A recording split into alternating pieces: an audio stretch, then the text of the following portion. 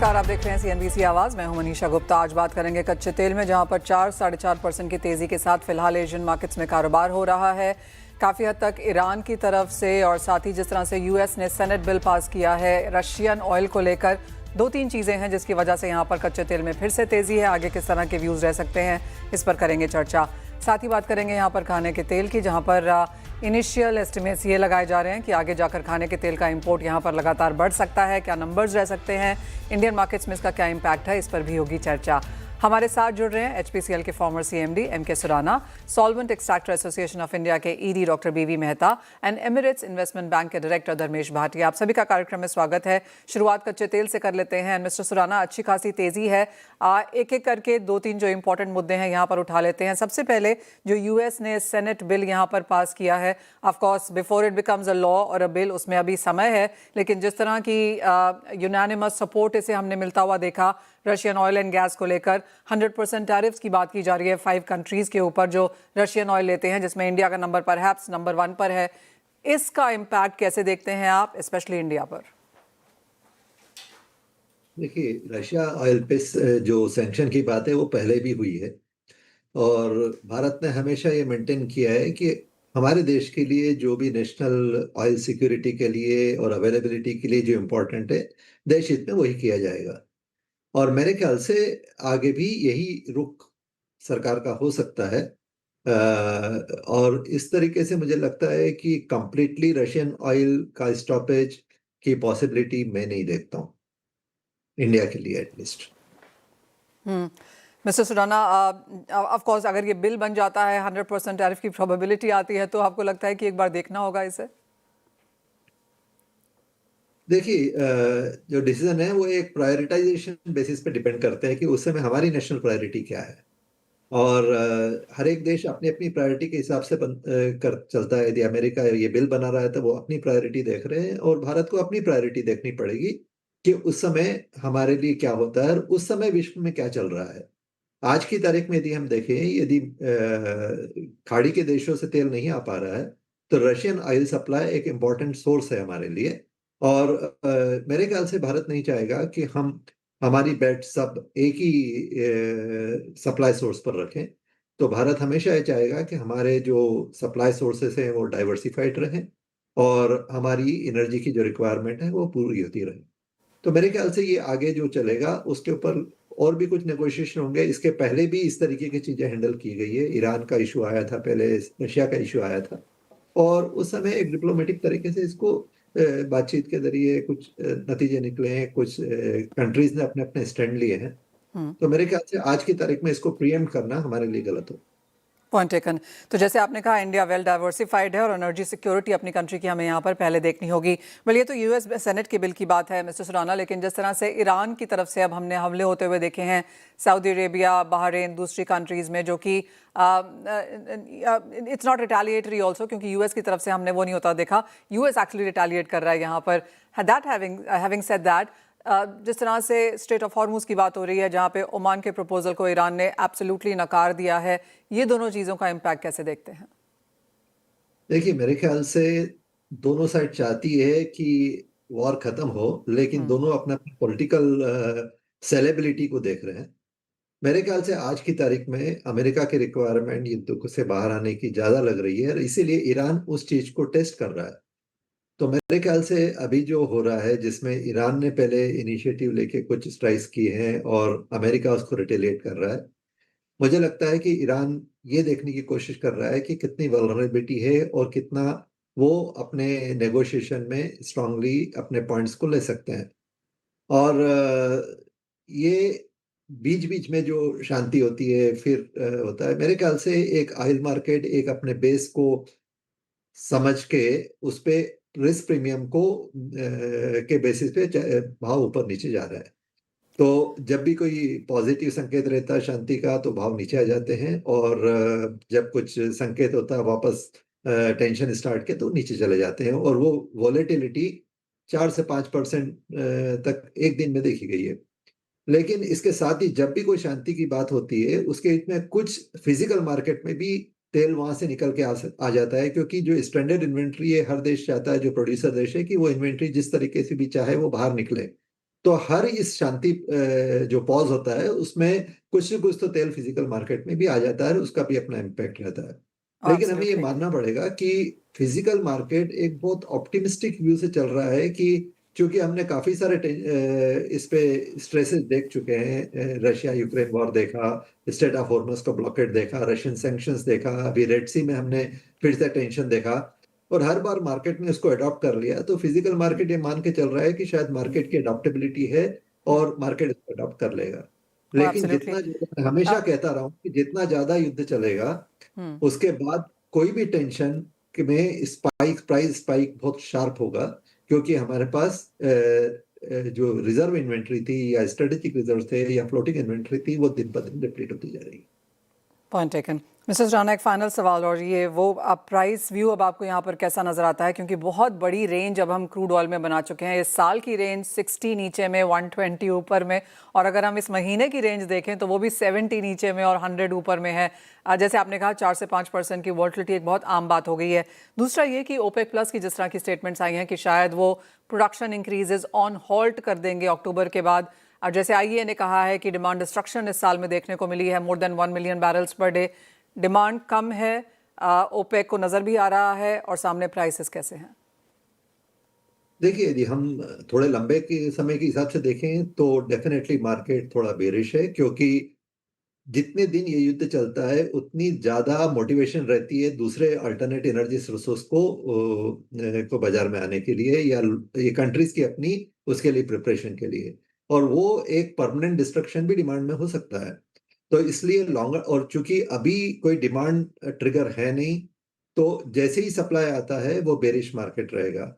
Immediate future में जैसे मैंने बताया, एक मार्केट एक बेस को मान के चल रहा है, वो मेरे ख्याल से 70-80 है, और उसके ऊपर जो रिस्क प्रीमियम है उसके हिसाब से भाव ऊपर या नीचे भी जा रहे हैं। तो इसलिए हमें नियर फ्यूचर में इसी रेंज में हमको देखना चाहिए, 70 से 100 के बीच में ही देखना चाहिए। बहुत शुक्रिया मिस्टर सुराना साहब जुड़ने के लिए। तो एक रेंज यहाँ पर कच्चे तेल में बनती हुई नजर आ रही है और प्राइसेस इसके बीच में काम कर सकते हैं। ऑफ कोर्स कंसर्न्स यहाँ पर काफ़ी ज़्यादा हैं, लेकिन ट्रेडिंग कैसे की जाए? धर्मेश, आपको क्या लगता है क्रूड प्राइसेस कहाँ जा सकते हैं नियर टर्म? अगर इन्वेस्टर्स हैं वो क्या करें? देखिए, मेरी अभी भी जो स्टैंड है वो मंदी की रहेगी। लास्ट टाइम भी मैंने कहा था जब कच्चा तेल 9,000 था, वहां से ऑलमोस्ट 1,500 की गिरावट आपको देखने मिली है। तो फंडामेंटली नो डाउट कहीं भी जुगलबंदी होती है, थोड़ी भी वॉर की सिनारियो होती है, तो मार्केट में एक आपको तेजी देखने मिलती है, बट ये तेजी सस्टेनेबल नहीं है।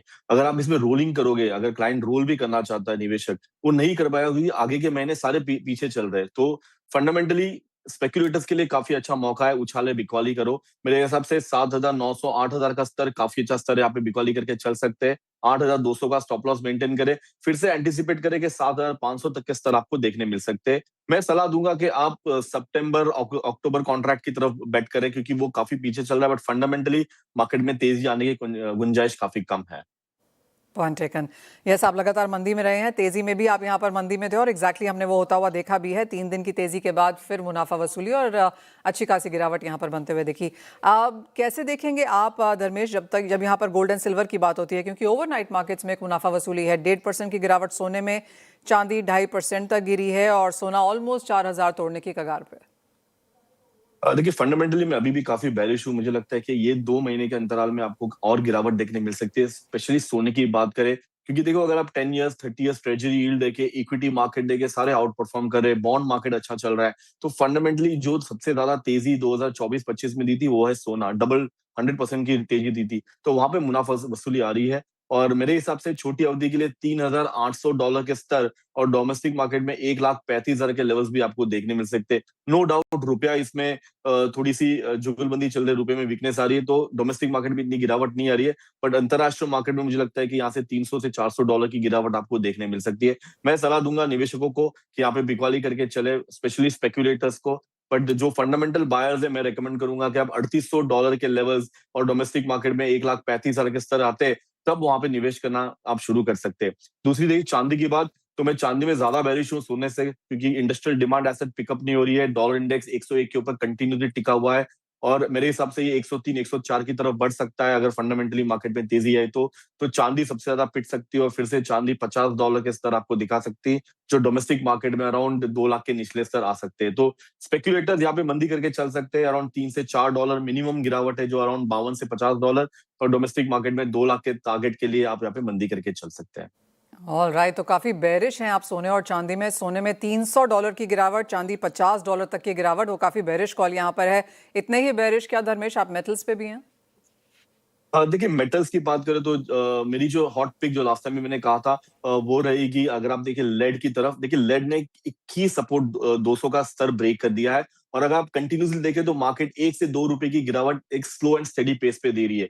ये कमोडिटी आउट ऑफ साइट है और आउट ऑफ माइंड है, तो मैं सलाह दूंगा कि ये कमोडिटी पे आप ध्यान रखें। फंडामेंटली इसमें इतनी तेजी है नहीं, ये काफी स्पाइक हो चुका था कमोडिटी, और यहाँ पे आपको अच्छा खासा मुनाफा मिल सकता है अगर आप होल्ड कर सकते हैं लॉन्ग टर्म के लिए। मेरी इमीडिएट टारगेट इसकी अराउंड 180 की रहेगी। यहाँ पे पोजिशनल बेट आप बना सकते हैं और एक्सपेक्ट करिए कि 2 से 3 यानी अराउंड 1 से 2 महीने के अंतराल में ये अराउंड 20 से 25 रुपया गिर सकता है। दूसरी मेरी टॉपिक रहेगी कॉपर में। अगर आप देखिए कॉपर की जो वॉलेटिलिटी है वो 1200 से 1400 का रेंज इसी दायरे में कंटिन्यूसली ट्रेड हो रहा है। कोई भी उछाल आता है फिर से यहाँ से बिकवाली देखने मिल सकती है। जब तक डॉलर इंडेक्स 100 के ऊपर टिका हुआ है और फंडामेंटली मार्केट में आपको यूफोरा यानी इंडस्ट्रियल डिमांड नहीं बढ़ती दिखती, तो कॉपर एसच नहीं बढ़ सकता, क्योंकि कॉपर इंडस्ट्रियल डिमांड के हिसाब से चलता है। तो फंडामेंटली मुझे लगता है कि 1280 से 1250 के स्तर आपको देखने मिल सकते हैं। वहां पे निवेशक फिर से बाइंग अपॉर्चुनिटी बन सकती है, बट स्पेक्युलेटर्स यहाँ पे डेफिनेटली यहाँ पे मंदी करके चल सकते हैं, क्योंकि उछाले पे मार्केट में ये टिक नहीं पा रहा। और अगर आप देखिए 1330 1340 पे जाके शार्प करेक्शन देता है, तो ये जैसे 1300 ब्रेक करेगा आपको ऐसे 30 से 50 रुपए की गिरावट देखने मिल सकती है। तो स्पेक्युलेटर इसमें हावी होकर मंदी करके चल सकते हैं। बहुत शुक्रिया धर्मेश साथ जोड़ने के लिए। और वो सारे के सारे लेवल्स मैंने नोट किए हैं, आशा है हमारे व्यूअर्स ने भी किए होंगे, क्योंकि पिछले काफ़ी समय से लगातार आपकी जो कॉल्स यहाँ पर रही हैं काफ़ी to the point, on the level, on the target यहाँ पर रही हैं, और अच्छी खासी मुनाफा वसूली की एक्सपेक्टेशंस यहाँ से भी कमोडिटीज़ में आती हुई। वेल, ये तो बात हुई नॉन एग्री की, लेकिन एग्री की तरफ ध्यान कर लेते हैं और मॉनसून का आपको बता दें। माफ कीजिए, अभी भी यहाँ पर 16% की डेफिशिएंसी के साथ मॉनसून हमने बनता हुआ देखा है, और इसका इम्पैक्ट अक्रॉस एग्रीकल्चर कमोडिटीज आया है, जहाँ पर इन्फ्लेशन की चिंताएं बढ़ती हुई नजर आई हैं। हमारे साथ सॉल्वेंट एक्सट्रैक्टर एसोसिएशन के डॉक्टर बीवी मेहता हैं। डॉक्टर मेहता, शुक्रिया साथ जुड़ने के लिए। सबसे पहले सोइंग नंबर्स चिंता है, या फिर आपको लगता है कि ओरिजिन पे अच्छा खासा माल है, इम्पोर्ट तो हो ही जाएगा? नहीं, पहले सोइंग की बात करें।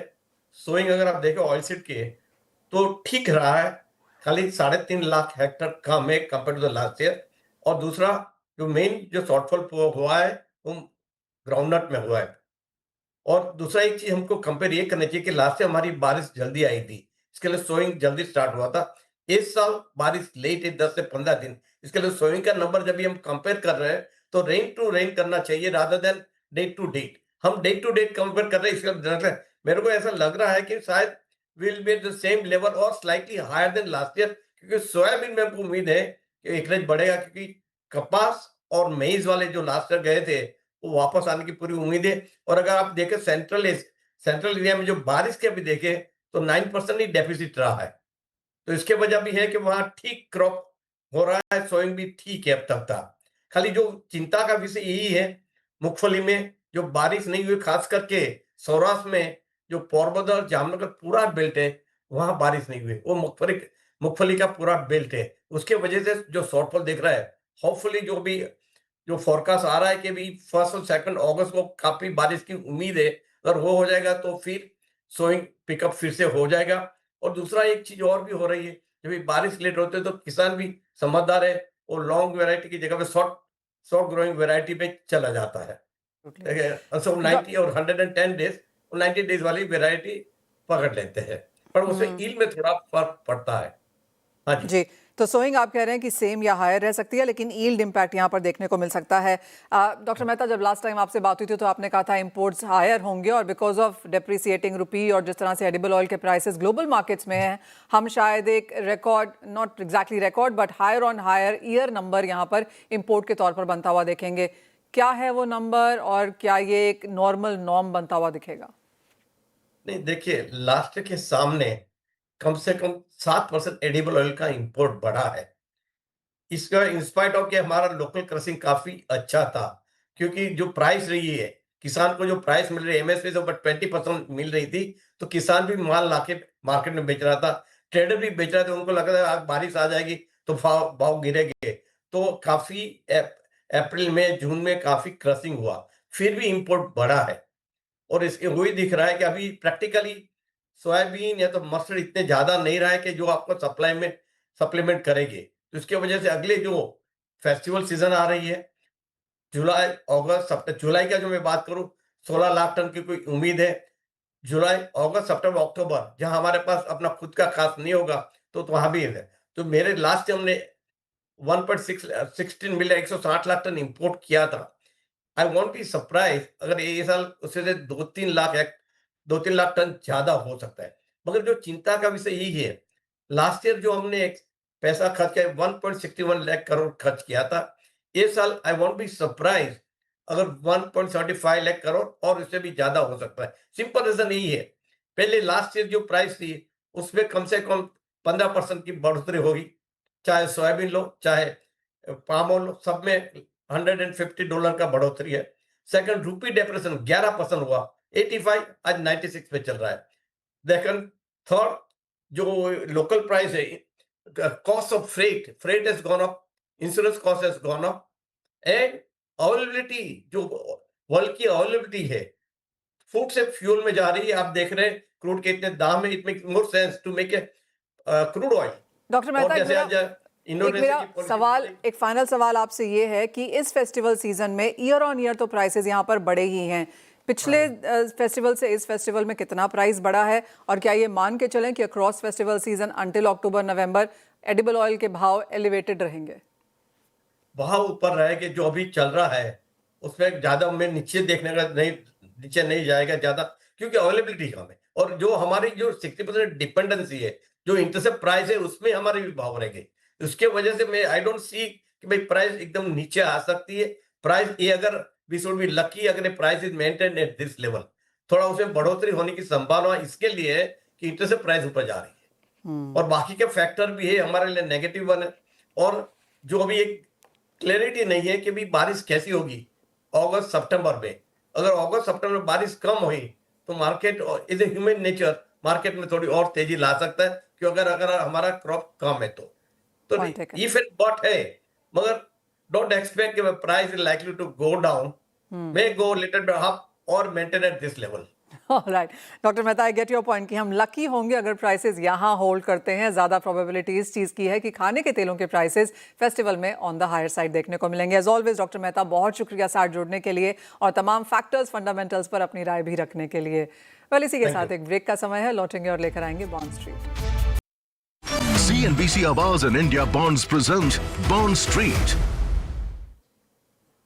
नमस्कार, बॉन्ड स्ट्रीट में आपका स्वागत है। और आपको बता दें कि आज की 10 साल की बॉन्ड डील की फ्लैट शुरुआत हमने यहाँ पर बनते हुए देखी, और वो तो भी जब यहाँ पर कच्चे तेल में इतनी ज़्यादा तेज़ी देखने को मिली है।